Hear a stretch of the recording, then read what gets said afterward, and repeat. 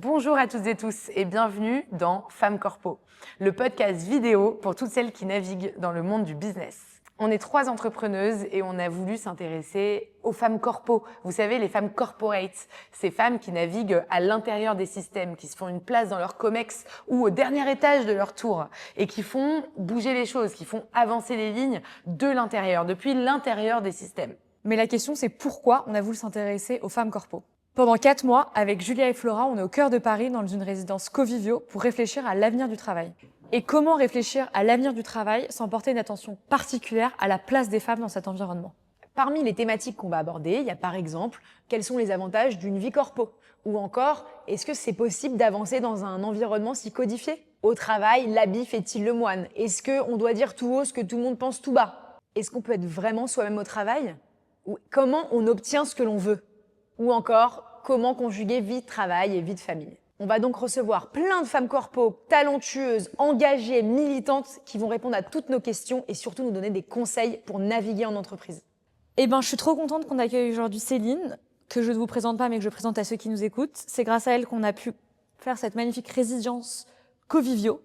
Céline, tu es donc à la direction de Wellio et à la commercialisation de Covivio. Grâce à toi, on peut faire plein de choses ici, des événements, travailler, tourner des podcasts, etc., etc.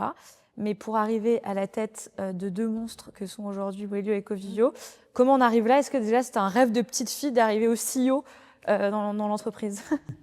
Alors, rêve de petite fille, non, parce que je pense que quand j'étais petite fille, je rêvais d'être soit archéologue ou poète. Donc, ils n'ont rien à voir. Pas mal. Finalement, il y a toujours peut-être un peu de poésie, un peu d'archéologie dans tout ça. Moi mais aussi, je voulais être archéologue. c'est vrai, Ouais. tu vois.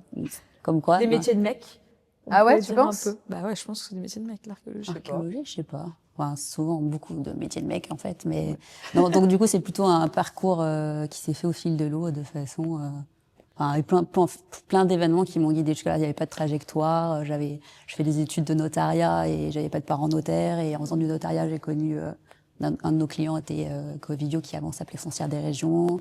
Il y a eu la crise des subprimes, donc le notariat allait pas très bien. Et donc, ça m'a remis un peu en question sur ce que je voulais faire. Et puis, j'ai eu l'opportunité de rentrer dans ce groupe et j'ai grandi. Je suis rentrée piou-piou et je suis, voilà. Et justement, comment on gravit les échelons dans un groupe comme ça? Ça fait combien de temps que tu y es? Ça fait 15 ans. 15 ans. Ouais, t'es rentrée à quel âge en fait? Bah, 25 et 30. Ouais, 25 ans, quoi. 25 à peu et près, 30, ouais. ok d'accord. Ouais, c'était Et le juste deuxième job. pour préciser, tu viens de quelle catégorie un peu socioculturelle, etc. T'as grandi où? Dans quelle ville? Alors, moi, j'ai grandi dans plein de villes de France. Ouais. Trop bien. Parce que j'avais un père qui était dans la banque, un métier de banque, et qui déménageait à peu près tous les 3 ans dans des villes aussi incroyables que Aurillac dans le Cantal, Clermont-Ferrand, Lyon, etc. Donc j'ai habité un peu partout, mais à la base, je viens plutôt du Sud. Mais mon père était dans la banque et ma mère était psychologue. Donc, Donc voilà. une maman qui travaille, on peut poser cette question à toutes nos femmes corpo, parce que peut-être que les carrières des mères ont influencé les carrières des filles. Complètement. Est-ce que justement la carrière de ta mère a influencé ta carrière? Mais oui et non, parce qu'en fait, ma mère n'a pas vraiment fait une carrière. Elle a fait des études pour être psychologue, elle a été au début, et en fait, elle a fait 3 enfants. Et elle est restée à la maison, mais je pense que c'était quelque chose qui a été difficile pour elle et qui m'a quand même, moi, je motivée à bosser. Parce qu'il y avait un peu ce sujet elle avait l'impression d'être passée à côté de quelque chose et elle m'a toujours On se boostée demande toujours si c'est travailler. compatible d'être justement une mère et une... Ouais, et Pour un elle te, grand lieu elle te disait, d'entreprise. ta mère travaille absolument. Et oui, il y avait le côté ça prenait quelle indépendance et forme? aussi réalisation de soi. Enfin, il y avait plein de sujets comme ça. Voilà. Il y a des mamans qui se réalisent très bien en étant à la maison avec leurs enfants, puis il y en a d'autres qui ont aussi besoin de travailler. C'est mon cas. C'était aussi un des enjeux de voir comment j'allais combiner tout ça, parce que tant que tu l'as pas vécu, tu sais pas. Et en anecdote d'ailleurs, ça me fait penser, j'ai eu la chance d'être mentor d'une jeune fille qui s'appelle Alexia, qui est super et qui me posait la première question qu'elle m'a posée, c'était qu'est-ce qu'on doit sacrifier? Et le sacrifice, il était notamment sur le mix entre Vie pro, vie perso. vie pro, vie perso. Ouais. Et ta mentorée, elle est chez Covivio ou elle est dans une Elle est autre... chez Covivio, Oh, on a un programme qui s'appelle Execo, où en fait tous les membres du CODIR mentorent une jeune femme de l'entreprise, voilà, sur la base du volontariat. Et on a pendant un programme de plus d'une année, on se voit quand on a envie, en fait, pour des cafés, etc., et des discussions. Et elles ont aussi un programme de formation sur plein de thèmes différents. Voilà. Et qui a C'est même européen. l'initiative de ces projets justement d'entreprise? Du mentorat, c'est porté par une membre du CODIR mais aussi par la direction en général, quoi. Et c'est les femmes souvent qui portent ces projets pour toi? Bah, Est-ce qu'il y a des hommes qui se sentent concernés justement par le destin et le parcours de femmes en entreprise? chez nous, en tout cas, les hommes se sentent concernés parce qu'il y a plusieurs mentors. Après, je pense que c'est peut-être pas le cas dans toutes les entreprises. T'as le sujet de, je sais pas, c'est par rapport à leur situation personnelle ou même, je pense que les choses ont changé. Enfin, moi, ça fait 15 ans que je suis dans le monde du travail. Le monde d'il y a 15 ans, c'était il y a pas si longtemps finalement. Et celui d'aujourd'hui, ça n'a plus rien à voir. Et alors, Elisabeth Richard d'Angie, elle nous a dit dans l'épisode 1 que les mentors et les rôles modèles, c'était le plus important en fait dans la carrière des femmes. Est-ce que toi, dans ta propre carrière, ces 15 dernières années, il y a eu des hommes ou des femmes qui ont joué des rôles décisifs et qui t'ont permis d'arriver où t'es arrivée? Bah, c'était un des constats, c'est sur le rôle modèle, justement. Alors, je me rappelle, c'était un de tes podcasts, Julia, je crois que tu en avais déjà parlé, où tu posais une question sur quelles étaient les personnes qui t'inspiraient en général. Je m'étais dit, bah mince, en fait, dans les personnes, alors moi j'aime beaucoup, je l'ai jamais rencontré, mais il y avait Paul Ricard notamment, mais j'avais pas d'inspiration, j'avais pas de nom de femme en tête. Ah, bon, on peut penser à Simone Veil, mais elle incarnait autre chose que le côté entreprise finalement. Et donc non, en fait, j'avais pas ça. C'était aussi un peu l'idée de voir mais comment ça se fait, pourquoi les femmes sont invisibles dans l'entreprise. Donc oui, à titre perso, j'ai rencontré des gens qui m'ont inspiré, qui m'ont boosté, etc. Et plein. Je pourrais pas tous les citer là, mais j'ai pas, en tout cas dans les noms connus, vous pourriez avoir. Voilà. Et après, bah, au sein de l'entreprise, il y a eu plein de gens qui m'ont. Si j'y suis toujours, c'est que j'ai eu la chance aussi d'être accompagnée, boostée. On m'a proposé plein de choses.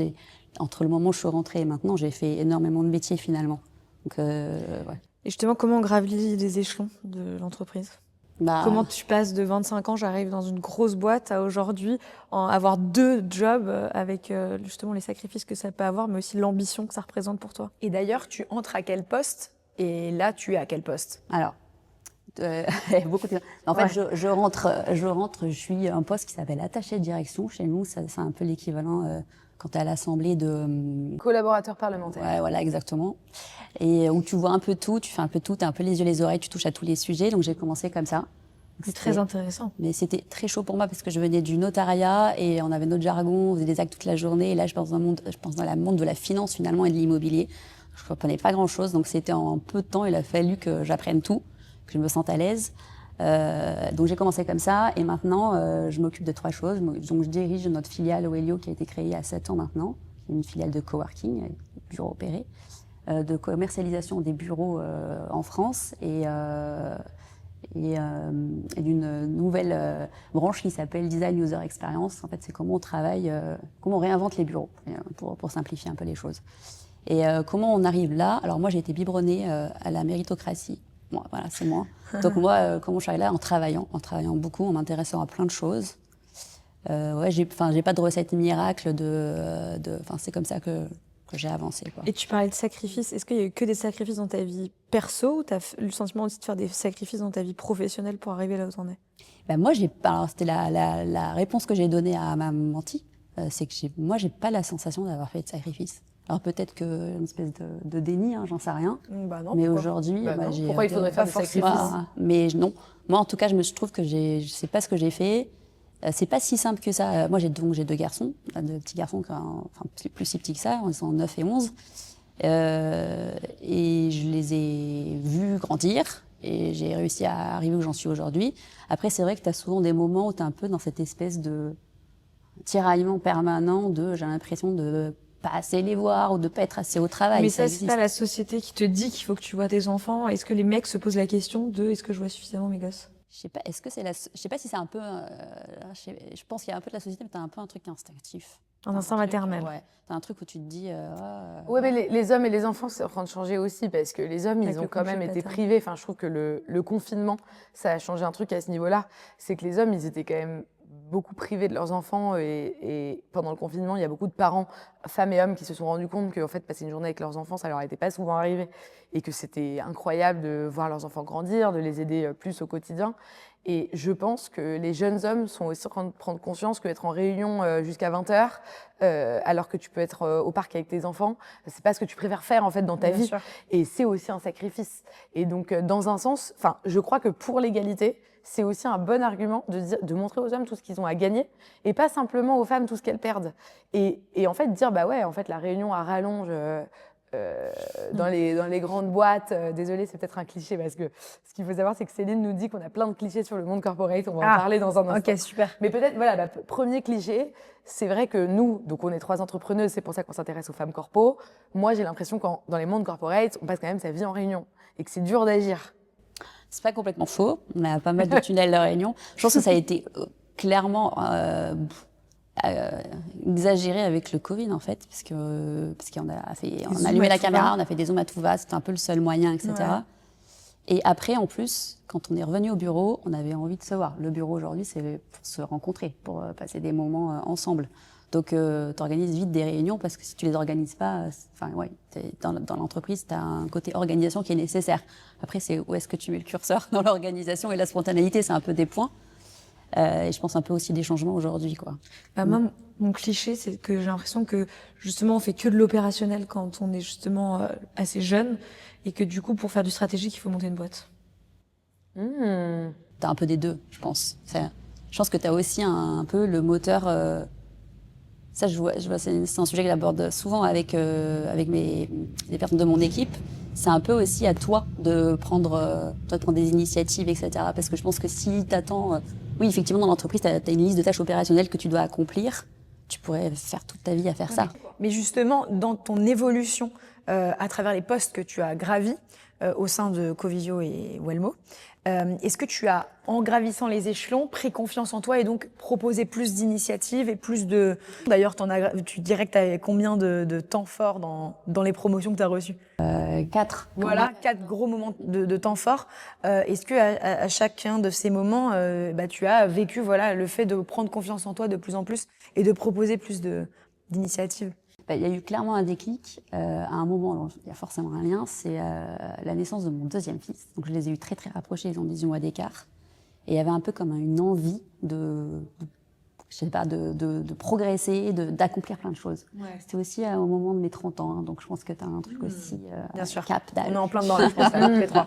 Moi j'ai eu 30 ans cette année. Ouais, moi aussi. Donc, un peu une urgence d'accomplir des choses, c'est un peu le moment, il faut y aller. Et donc à ce moment-là, j'ai changé ma façon de travailler. J'étais moins dans l'accomplissement de tâches opérationnelles et l'envie d'oser, quoi. Mais attends, ça m'intéresse cette histoire des 30 ans parce que ça veut dire quoi exactement? Quand tu as eu 30 ans, tu t'es dit quoi en fait? Tu t'es dit que tu voulais accomplir plus de choses, que tu avais fait les enfants et que tu voulais... Surtout, moi ce qui m'intéresse, c'est surtout que les naissances, on a l'impression, aucune de nous trois n'est mère, si quelqu'un se posait la question, enfin, pas que je sache. Moi, on m'a beaucoup dit que les bébés, c'était un gros frein dans la carrière. Et toi, ça t'a plutôt fait l'effet d'un moteur. C'est un moteur. Donc ça aussi, c'est un cliché. Parce qu'on pense beaucoup que... Enfin, nous, tu vois, on est de la génération quand même féministe depuis le début. On nous a dit... Enfin, pas pour toutes les femmes de notre génération, mais pour certaines, que pour faire carrière, il fallait... vérifier à gagner autant que les hommes, etc. Et que les bébés, ça allait nous tuer, quoi, dans nos carrières. Donc, c'est ça, enfin, je trouve que ça, c'est un cliché, tu le démontres. En tout cas, pour ce qui me concerne, ça a été complètement l'inverse. Il y avait un peu ce truc de... j'ai consacré du temps, j'avais l'impression aussi d'avoir donné tout ce que j'avais de plus beau en moi, mais j'avais aussi envie de construire là. Donc, c'était lié aux 30 ans, parce que tu regardes en arrière, effectivement, il y a eu le mariage, il y avait eu les enfants, et dire maintenant, qu'est-ce que j'ai envie de faire, j'y vais. Un peu la niaque, quoi, voilà. Et j'avais un peu aussi une forme de m'autoriser à penser à moi. Et il y avait un peu un sujet, c'est un peu un changement. Mais c'est par rapport au fait de dire, les enfants, je les ai faits, entre guillemets, et maintenant, j'avance et, entre guillemets, j'ai ce truc qui est coché, peut-être? Parce que, personnellement, mon angoisse, c'est justement de me dire, j'ai pas encore fait mes enfants, je sais pas trop quand je vais les faire, est-ce que je vais en faire d'ailleurs, mais je sais pas trop quand je vais les faire. Et j'ai un peu envie d'avoir cette case cochée pour, après, avancer, quoi. J'ai l'impression que ça t'a donné une force de ce que tu racontes, une confiance pour aborder d'autres choses. Ça m'a donné une force et une confiance. En fait, c'est juste que déjà, quand t'as pas eu d'enfant, tu sais pas comment tu vas vivre la maternité. Ouais. T'en sais rien, tu sais pas si ça va être une source d'angoisse, on a aussi beaucoup idéalisé la maternité, donc déjà quand t'es enceinte, la grossesse que c'est. Moi, j'avais beaucoup d'images de la femme enceinte magnifique qui rayonne avec des cœurs et des arcs-en-ciel. Mais c'était pas du tout ce que moi il m'arrivait. C'était difficile. T'as un changement de corps, t'es fait. Pas au travail, hein, parce on en parle aussi. Ça a été extrêmement bien accepté. Ça, j'ai pas eu ce sujet là-dessus. Et après, une fois qu'il arrive, tu te dis oh là là. Et moi, mon sentiment, c'était en tout cas que j'avais envie de passer du temps avec mes fils, mais que je serais pas épanouie si je faisais que ça. Et tu vois, ça j'arrive à le dire maintenant. Je pense que pendant longtemps, je trouvais que c'était un peu peut-être gênant de le dire. Et on en parlait avec des personnes de travail qui ont peut-être dit entre 5 et 10 ans de moins que moi, qui sont devenues mères, et elles l'assument complètement de le dire. Elles font, moi je suis une très bonne mère en allant travailler et je suis très heureuse qu'ils soient en crèche et j'ai pas de sujet avec ça. Et tu peux voir quand même que le regard de la société, pas toujours encore bien pris, quoi. Mais moi Mais je reviens, tu vois, tu disais, j'avais pas trop de rôle modèle femme à part Simone Veil. Bon, Simone Veil, ok, c'est la boss des rôles modèles, si vous voulez. Le problème, c'est que n'est pas Simone Veil qui veut, c'est-à-dire on peut l'admirer, mais on se voit pas forcément en elle. Or, je pense qu'il y a tout un tas de rôles modèles comme toi qui sont en fait beaucoup plus accessibles dans la projection. Tu vois, ne serait-ce que de ne pas culpabiliser du fait de ne pas être une mère au foyer, c'est déjà quelque chose qui est peut-être pas le cas chez toutes les femmes. Grave. Et en fait, ça, c'est déjà un exemple, ça, c'est déjà un modèle pour faire évoluer la société. Bien qu'on ne culpabilise pas les femmes qui veulent être au foyer non plus, parce que ça va être le combat d'après. Ça va être de dire, en fait, je sais que moi, j'ai été élevée par une mère et une grand-mère très féministes, et que nous, c'était la culpabilité inverse. C'est si tu assumes certains trucs de ton féminin, de ton rôle de mère ou de femme, c'est là que t'es un peu bizarre. Donc il y a un peu les deux. T'es influencé par ton éducation, forcément. Et finalement, l'objectif, c'est quand même d'être libre et égaux, quoi. Et donc peut-être qu'on a besoin d'avoir tout un tas de rôles modèles. Oui, c'est le but de Femme Corpo. c'est ça. Et voilà, complètement. Des partages qui vend son... Mais qu'est-ce qu'un rôle modèle? Et d'ailleurs, attendez, j'en profite, désolée, je vous mets un tunnel. J'en profite pour dire que c'est Céline qui a eu l'idée de Femme Corpo. Mais oui. Parce que nous, 3, on n'est pas des femmes corpo, on est des entrepreneuses. Et c'est vrai qu'on vous regarde, vous, les femmes corpo. Et on est d'une certaine surprenant. manière admirative on peut avoir aussi. plein de clichés et on est admirative parce que Céline, t'es une vraie entrepreneuse au sein de ta structure. Une intrapreneuse, on dira. Une intrapreneuse. Oui, mais parce que chaque année, tu as des nouveaux projets que tu montes de A à Z. Donc, tu vois, du point de vue de l'entreprise, je pense que c'est difficile de se dire je suis un rôle modèle. Moi, rien que le fait de l'entendre comme ça, je me dis, est-ce que c'est lié un peu à l'entreprise? Tu as un côté un peu uniforme, tu fais partie d'un groupe, c'est un peu... L'entreprise, c'est d'abord un nom, c'est pas des personnes aussi, tu as un peu ce côté-là, je pense. Puis tu as le côté chez les femmes, et je le vois chez moi, et je le vois aussi dans mon équipe, dans mes collaboratrices.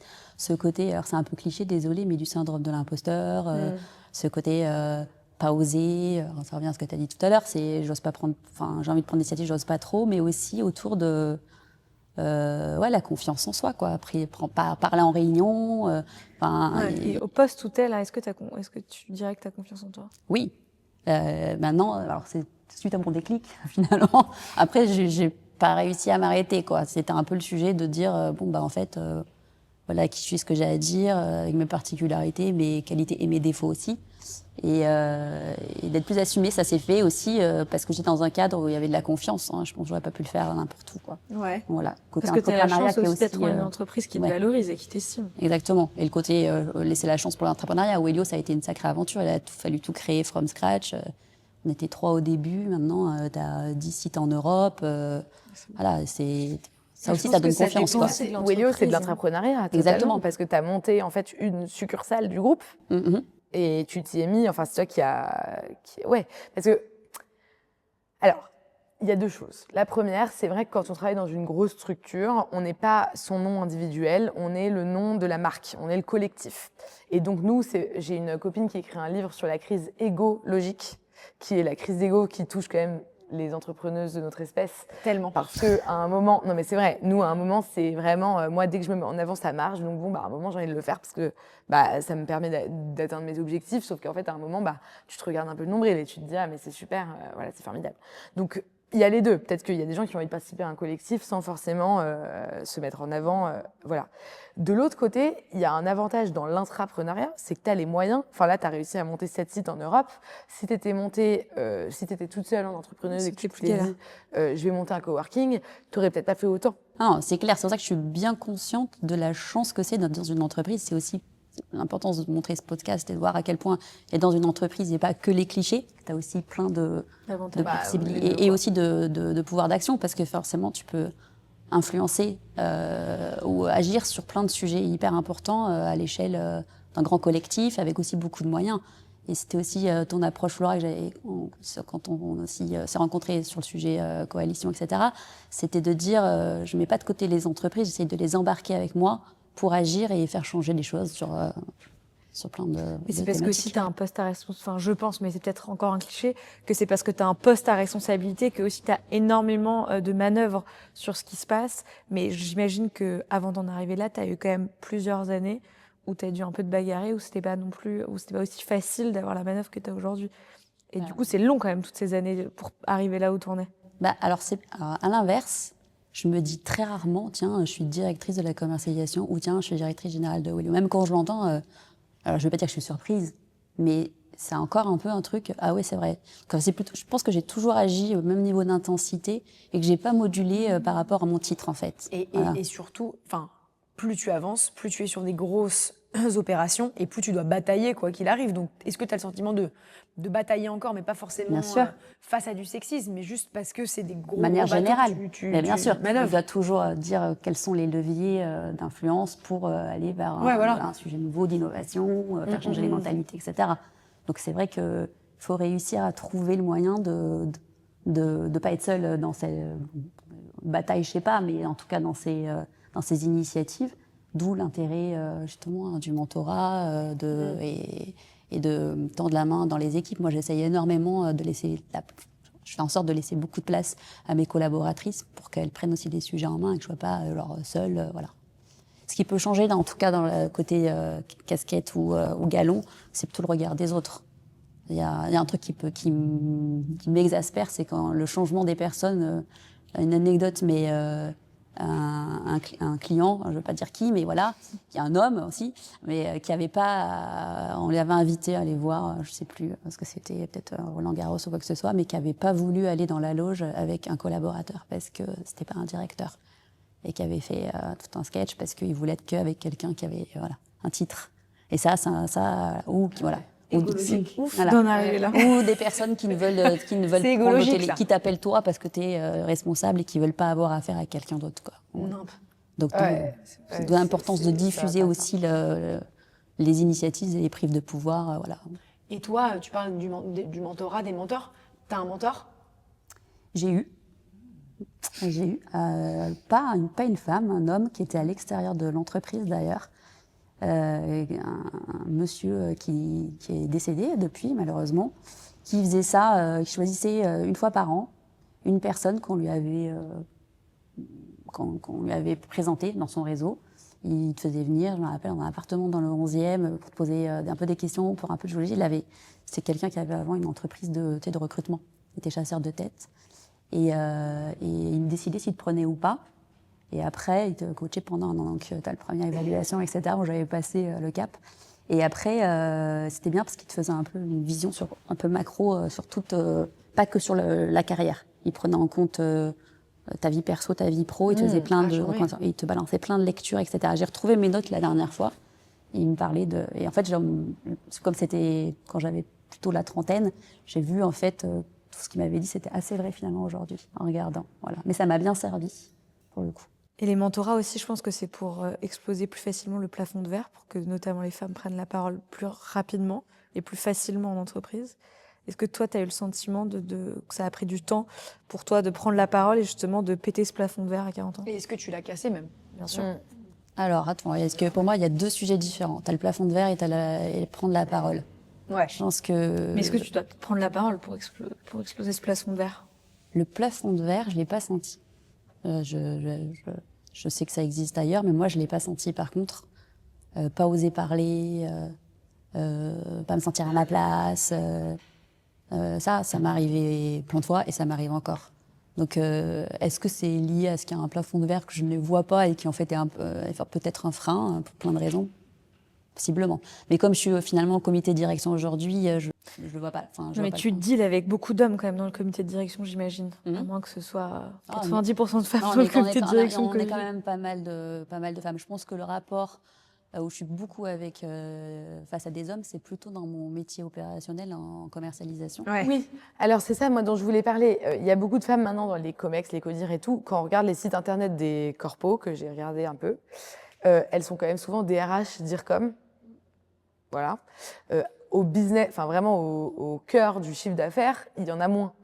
Et toi, tu es vraiment dans le biz, quoi, dans le dur, quoi, le nerf de la guerre.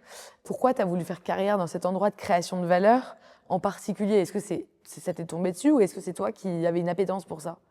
Parce que comme à la base, tu avais fait du droit, c'était pas forcément aussi... Ah bah, j'avais fait du droit, mais j'avais fait du droit parce qu'à un moment donné aussi, on m'avait mis une étiquette. J'étais littéraire, j'adorais lire, j'aimais pas les maths, je fais du droit. Voilà. Et franchement, ça arrivait à beaucoup de monde, voilà. Clairement. Donc voilà, et aussi parce que ça t'excluait pas de... Bon, c'est un peu des clichés aussi, mais le droit te garantissait peut-être aussi une certaine carrière par rapport à d'autres. Ouais. Si j'avais fait lettres, c'était plus compliqué, déjà c'était plus étroit comme parcours. Et donc j'ai fait droit, et quand j'étais dans l'étude notariale, ce qui m'a bien plu, parce que j'avais la chance d'être dans une grosse étude avec des sujets business justement. Et ce côté-là fait qu'après je suis partie faire un MBA en ingénierie patrimoniale où tu avais plus la dimension valorisation du patrimoine, tout ce qui était fiscalité, etc., que tu n'avais pas dans le notariat.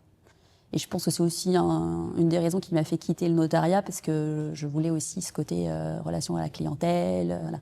Et ça, c'est lié à, je pense, mon père, qui, dans son métier de banque, a un peu ça dans le sang, quoi. Moi, c'est une influence parentale. Mais aussi, j'imagine qu'il y a un lien avec l'argent. C'est que peut-être qu'en RH et en com, on est aussi moins, on a moins de rapport à l'argent, là où quand on est directement dans le chiffre d'affaires, dans la commercialisation, on touche beaucoup plus à des métiers de négociation, de commerce, et aussi on rencontre beaucoup plus d'hommes. Et du coup, on deal avec beaucoup plus d'hommes. Oui, mais clairement, Et on parle d'argent avec dans des l'immobilier, hommes. tu n'as que 17% de femmes. Hein. Ouais. Une association qui s'appelle 17%. Hein, voilà. Mais c'est un métier de... Shark. Ouais, c'est un métier de, je sais pas comment ils disent, des big boys là, mais à la base, maintenant tu as de plus en plus de femmes, mais ouais, c'est vrai, plus dans les lignes que tu as décrit Flora, quoi. En commercialisation, on est quelques-unes. Après, je pense que c'est aussi une force en négociation parce que forcément, ils ne doivent pas venir. Moi, je me rappelle de remarques qui étaient ma petite dame, des petites choses comme ça, ou ne pas prendre forcément au sérieux dans la négociation. Et au final, c'était tout à mon avantage. Justement, dans un égo, il faut se mettre à la place de la personne en face. Est-ce que tu as le sentiment de négocier différemment avec des hommes et avec des femmes? Non, je pense que c'est lié à la personnalité pour le coup. Après, dans ta personnalité, tu as des traits très liés au genre. Mais ouais, plutôt lié à la personnalité. Je change un peu le sujet, mais vu qu'on était sur les clichés qu'on peut avoir sur les mondes corporate, celui-là, je pense qu'il est vrai. Est-ce qu'en entreprise, l'habit fait le moine? Dis la vérité. Un peu, c'est pas grave. Oui. Bah alors déjà, pendant longtemps en entreprise, tu avais l'uniforme. Enfin, tu avais le costume cravate pour les femmes. Alors, j'ai pas connu ça en tailleur. Puis après, bon. Alors moi, il m'est arrivé, je voulais vous raconter une petite anecdote. J'étais assez jeune et j'ai eu la chance d'animer un board d'une fondation, bref.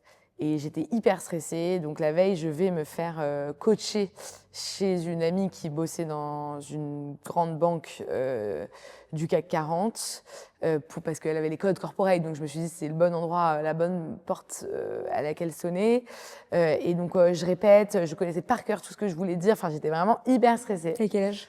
J'étais très jeune, j'avais 23 ans, je pense. Okay. Et je parlais, enfin bref, j'étais hyper. C'était la première fois que je pense que je prenais la parole, tu vois, en public, hyper stressée. Et en fait, on répète pendant 1 heure et demie, elle est adorable, elle m'aide et tout. Ça se passe bien. Sur le fond, elle me dit que ce que j'ai préparé est plutôt bien et tout. Donc, ça me rassure. Et en fait, je vais partir. Et là, elle me dit, par contre, les bottines rouges, demain, t'oublies. Et j'avais des bottines rouges que j'adorais. Elles se sont cassées depuis. Et là, ça a pété toute ma confiance en moi. Ah, bah ouais. Or, j'avais bossé pendant 1 mois sur le fond, je pense, ou je sais pas combien de temps. 1h30 ou 2 heures où elle m'avait donné son temps et tout, tu vois, elle avait un gros poste. C'était vachement bien passé. Enfin, tu vois, elle me disait, c'est bien, tu vas être bonne. Et là, elle me parle de mes trucs. Et je me rappelle que je suis rentrée chez moi et que j'ai ouvert mon placard et que j'ai passé peut-être 2 heures à me dire qu'est-ce que je vais me mettre. Non. Et je suis restée, mais devant mon placard, vraiment bête, quoi, voilà. Ouais. Et j'ai cherché la tenue la plus corporate que je pouvais avoir. Or, j'ai jamais été très bonne en corpo, donc bon, voilà. Et donc, je me suis habillée un peu comme un pingouin, genre pantalon noir, chemise blanche, veste noire. Serveuse. Et bah, un peu, tu vois, genre voilà. Et je suis arrivée, et en fait, je m'étais mis devant la porte d'entrée pour accueillir les gens. Et le premier membre qui est rentré m'a donné son manteau. Oh, waouh. Voilà. Ah oui, mais c'est vrai que c'est assez Et- codifié. Ouais. Il me l'a donné. Mais en même temps, j'étais en pingouin devant la porte, tu Ouais, vois, ouais, donc ça ouais, faisait... Et bon, pas de problème. Enfin, je lui ai dit, bah, je vous le mets sur le porte-manteau, du coup. Après, il m'a vu prendre la parole et annoncer le truc. Peut-être que c'est lui qui s'est dit, ouais, bon, bref, c'est pas grave. Enfin, c'est pas ça qui me gêne tellement, mais c'est que j'ai passé 2 heures à me prendre la tête sur ma tenue au lieu de finir de répéter mon truc, de me reposer, de dormir et d'être fraîche pour le lendemain, tu vois. Et c'est vrai que, ouais, expérience corpo... Et c'est là où Voilà. les grandes boîtes de tech sur ce sujet-là, entre guillemets, font du bien, c'est-à-dire avec des leaders qui arrivent en hoodie et en jean, Ouais, mais toi, par très exemple, t'en as rien... décontractés. Alors là, t'es habillée assez corpo. Là, en fait, je suis dans le podcast Femmes Corpo, donc j'ai fait un effort de Ah non, corporation on le veut comme vestimentaire. Non, mais bien sûr, mais bon, ça va, quoi. Ça reste un pantalon large, etc. Moi, j'ai fait le choix de ne jamais être corporate vestimentairement, parce que déjà, je ne travaille pas dans une entreprise, et que forcément, ça te démarque d'être différente vestimentairement. Et moi, j'ai toujours investi cette différence-là. Ah bah Céline, t'as une anecdote là-dessus. Ah oui, bah, sur Julien en particulier. Quand t'es... Toi, t'es dans Tu les vois, bons Grande, cette coups anecdote, toujours. Mais non, mais comme quoi, Mais c'est comme très quoi, important la thématique. c'est bien comme sûr. quoi- Comme quoi la tenue vestimentaire a son importance et que c'est assez codifié. C'est pour rien qu'on dit les cols blancs, etc. Mais, Ouais. Et en fait, quand t'es venu nous voir au siège, à l'atelier, t'avais un short et une casquette retournée. Je sais pas si tu te souviens. Casquette à l'envers. Je l'adore ce short en plus. Un short imitation caleçon en plus. Ouais, Et exactement. du coup, après, Bien sûr. ça a forcément fait le buzz. On est venu me voir, mais Non. qui était cette personne avec son short et sa casquette? Tu as fait le voilà. buzz chez Comino. Énorme. Un peu comme quoi ça marque. J'adore. Après, on est moins habillé corporate, je te dis qu'avant, on n'est plus en machin. Tu vois, tout le monde commence à s'habiller en basket, etc. Ce que chose n'était pas possible. Ça avait commencé par le Friday, Friday voilà, wear, voilà, là, etc. Bon, maintenant, voilà. C'est fou. Par contre, sur le côté femme, parce qu'on en parle, bien je sûr. pense que Ouais. ça, c'était quand même un sujet de comment tu dois t'habiller, Parce que ça peut être pas facilement trop féminin. discriminant. Exactement. Et moi, je sais que ça a été un sujet Ouais. où je me posais pas de questions sur est-ce que ça va plaire. Par contre, c'était important pour moi de me sentir bien. Bah, Donc, d'être je faisais hyper des choix confiante. où je me trouvais, ou comme tu dis, toi, tu avais besoin de tes bottes rouges, moi, j'avais besoin d'avoir une robe, par exemple. Et on m'avait dit, non, en fait, il faut pas que tu t'habilles comme ça, il faut que tu t'habilles en pingouin. Mais ça, c'est hyper. Il faut que tu t'habilles en pingouin, comme ça, on t'écoutera plus et on regardera pas le fait que tu es une femme. Eh ben, c'est hyper intéressant parce que, pareil, je rebondis sur ce que tu dis, Flora. La première fois que j'ai eu à prendre la parole, concours d'éloquence finale d'un grand concours, un truc de dingue, une actrice française présidente du jury, je perds, évidemment, je suis au bout du scotch, et on vient me voir, un de mes potes dans le jury, et qui me dit, mais c'est ouf parce qu'elle m'a dit qu'elle avait pas du tout aimé ta robe et qu'elle n'avait fait que regarder ta robe pendant toute la prise de parole et qu'elle l'a trouvée Les gens sont tellement bizarres aussi. strange qu'elle n'a même pas pu se concentrer sur ce qu'elle Mais était en non. train de te dire. Mais attends, elle Et était toi, comment tu cette sors robe de là. C'était une robe bâche, très jolie par ailleurs, avec plein d'animaux dessus, mais j'étais assez confiante. En plus, pareil, tu parles des bottines à talons. Moi, il y a un truc, quand je prends la parole, j'aime avoir des talons parce que le talon me fait me sentir puissante. C'est bête, mais ça me donne une hauteur, une puissance que j'apprécie. Et donc, je me suis dit, alors j'ai probablement été moins bonne aussi parce qu'elle n'était pas toute seule dans le jury, mais je me dis, c'est dingue, j'ai 19 ans, je prends la parole devant 400 personnes. Ça représente quand même un truc de dingue pour moi. Et la meuf n'a rien écouté, quoi. Et c'est une femme, en plus. C'est une femme qui te fait cette réflexion en tant que femme. Donc c'est ça qui est d'autant plus déroutant. C'est pas une question d'homme ou de femme, c'est une question de rapport de séduction aussi. Je vais vous raconter un peu mon expérience personnelle. Moi, mon orientation sexuelle, donc qui est une orientation sexuelle lesbienne, fait que je ne suis pas dans un rapport de séduction avec les hommes dans le monde du travail. Et ça, c'est un truc que j'ai découvert très très jeune, c'est-à-dire que j'ai fait mon coming out assez tôt, dès que j'ai commencé à travailler. Et en fait, je pouvais m'habiller n'importe comment, enfin comme je le voulais. J'ai toujours eu un souci voilà, de vestimentaire parce que j'aime m'habiller, mais je pouvais m'habiller un peu comme je voulais de toute façon. Le mec en face de moi n'était pas dans un rapport de séduction avec moi, donc ne me regardait pas, il regardait pas comment j'étais habillée, il regardait juste, enfin il entendait juste ce que j'avais à lui dire.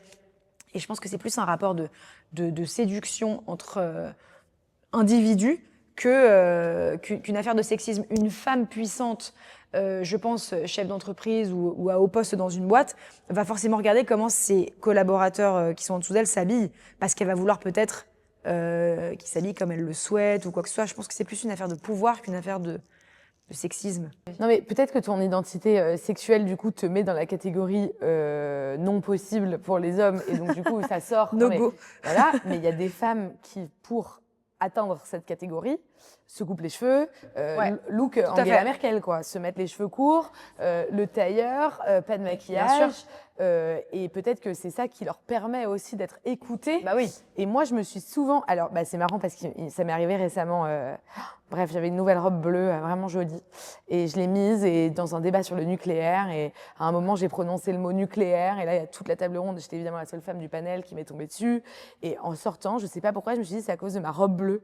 Et parce que j'avais un côté très femme, quoi. Ce jour-là, c'était une petite robe, c'était l'été, il faisait chaud. Bon, ça arrive.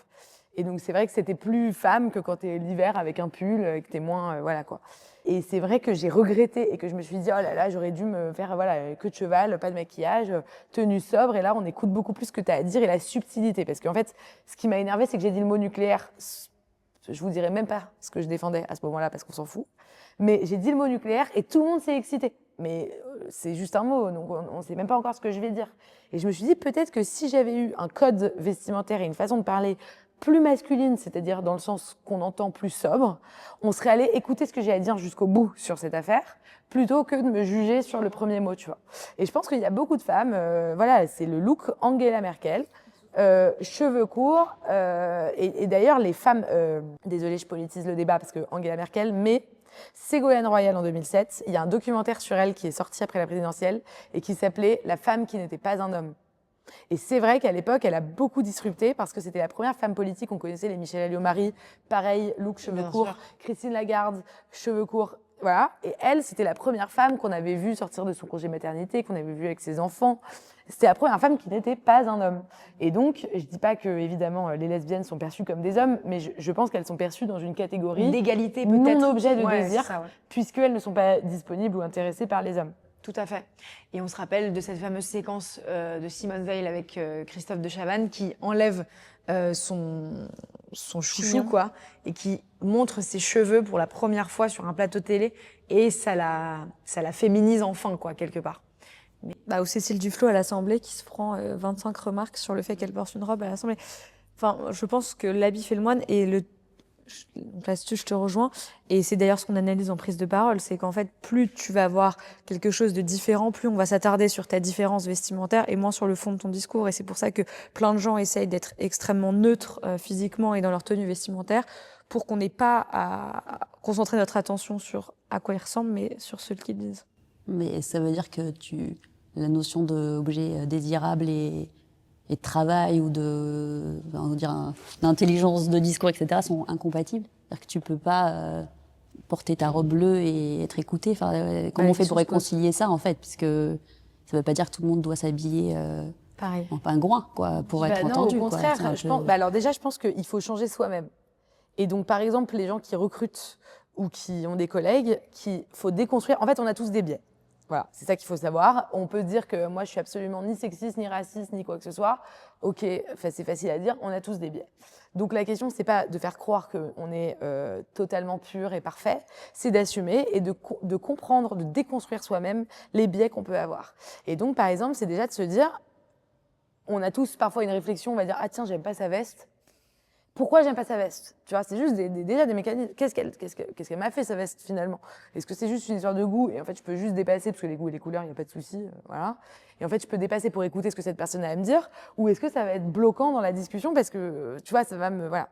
Donc, pareil, quand on recrute, comprendre quels sont les biais qu'on peut avoir, parce que on sait qu'au recrutement, il y a encore énormément de discrimination et qu'elles sont dues beaucoup à des biais inconscients. Évidemment que j'ose espérer que la plupart des gens se disent pas « Ah non, c'est une femme, je l'embauche pas. Oh non, c'est, je sais pas, elle est d'une autre couleur de peau, je l'embauche pas. » Enfin, j'espère que c'est pas des réflexions conscientes, mais c'est des mécanismes inconscients. Et c'est ça on est aux prémices de toutes les questions de recherche cognitive, sciences sociales, sur ces questions-là. Et d'ailleurs, truc hyper intéressant, c'est qu'en France, on a très peu de chercheurs dans ces disciplines-là qu'on néglige énormément dans le monde de la recherche. Or, aux États-Unis, tout ce qui est sciences cognitives, tu vois, sciences sociales, psychologie de groupe, psychologie sociale, c'est beaucoup plus développé. Et donc, la question, c'est, pour toutes les questions de diversité et inclusion, on va évoluer parce qu'on aura aussi de la recherche qui va abonder les entreprises, les pôles diversité et inclusion, les pôles RSE dans les entreprises, et qui vont nous permettre de faire des efforts. Mais la France est assez réticente à ces sujets-là. Et moi, je l'explique un peu parce qu'on a quand même une culture un peu OSS 117. Voilà. Bien sûr. Non, mais c'est vrai. C'est pas grave, tu vois. Mais juste, tu vois, il y a un peu cette culture de l'homme qui, voilà, l'habit fait le moine dans OSS 117. On voit bien ce que c'est l'homme français. Ça c'est vraiment, c'est une définition du modèle de l'homme français. Alors, évidemment, on a évolué. Les hommes sont pas comme ça, qui est déjà une caricature et qui parle des années 60. Mais je trouve qu'on a vraiment un progrès à faire. Et on en revient encore à cette question des représentations et des modèles. Si ta boss, elle met une casquette à l'envers, bah, tu vas t'autoriser à en mettre une. Si ta boss, elle est en pingouin, bah, tu vas avoir plus de mal à, voilà, Et après, à exprimer ton style. Plus dans l'entreprise, tu as aussi le côté image et représentation. Parce que tu as ça aussi par rapport à ce que vous vivez, vous êtes votre propre image.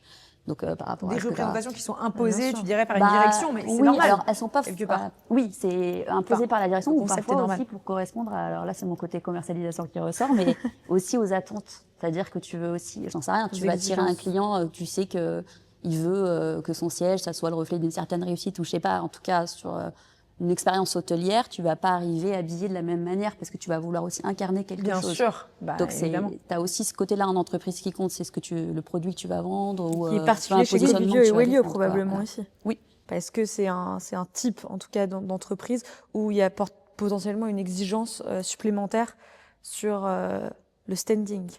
Ouais, oui, en tout cas pour incarner ce côté hospitality Bien d'une sûr. certaine manière, ouais, exactement. Et du coup, moins sur la partie pouvoir dont tu parlais tout à l'heure, Julia, c'est que finalement, moi, en tout cas, ce qui me concerne, la façon dont mon équipe est habillée, tant qu'ils se sentent bien, j'ai pas de sujet, et tant que c'est conforme, tu vois, Ouais. avec Oui, le voilà. métier qu'ils font, quoi. Tout à fait. Mais tu as peut-être aussi un type d'entreprise où, à l'inverse, tu as une espèce de contrôle, ça. Mais la question de l'habit, c'est quand même la question du lien entre la personnalité et le monde corporate. Parce que les vêtements, c'est ce qu'on choisit pour refléter nos personnalités. Et le monde corporate, c'est l'endroit où on doit quand même tous un peu se conformer, enfin tous un peu fitter quoi, dans un espace. Et c'est vrai que peut-être le futur du bureau, enfin peut-être que c'est l'espace qui permet aussi de changer le conditionnement. Enfin, je sais pas si vous voyez ce que je veux Bien dire. sûr. Tout à fait. Bah, j'ai été faire un rendez-vous avec toi dans les bureaux où je suis arrivée en casquette à l'envers. Bon, mais c'est vrai que moi personnellement, alors je suis assez surprise, mais dans le bon sens que tu me dis ça, ça me fait un peu sourire.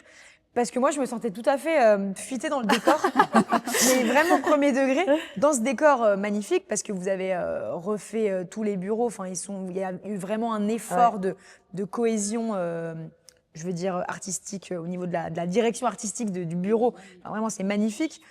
Moi, je me sentais tout à fait à l'aise dans ces gros canapés blancs en casquette à l'envers, quoi. Mais en fait, je pense que l'étonnement, il était complètement positif. Parce que Oui, bien sûr. Oui, ça fait le buzz.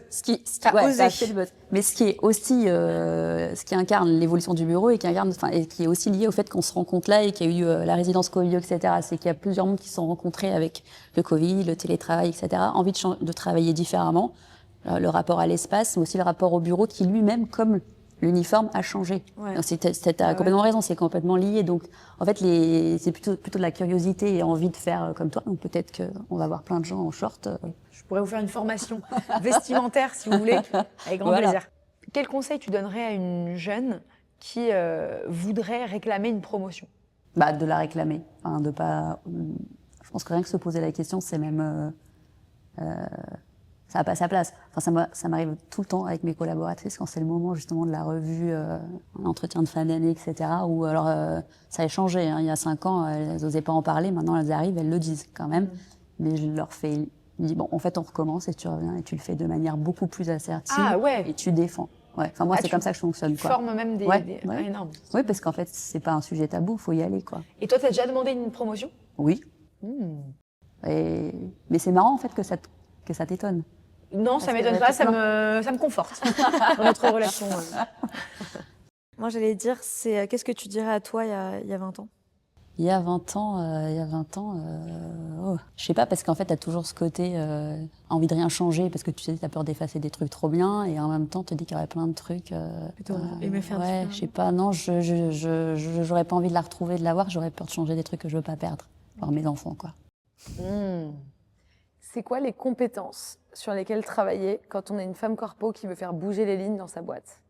Je Je dirais, la confiance en soi, ça peut paraître un peu cliché, mais tout part de là. Hein. C'est oser demander une augmentation, Fake it oser until you make it. prendre la parole aussi. Enfin, là, je tends la main à Juliette, mais vraiment besoin de prendre la parole, de porter sa voix. C'est important de se lever, de savoir se lever, d'oser.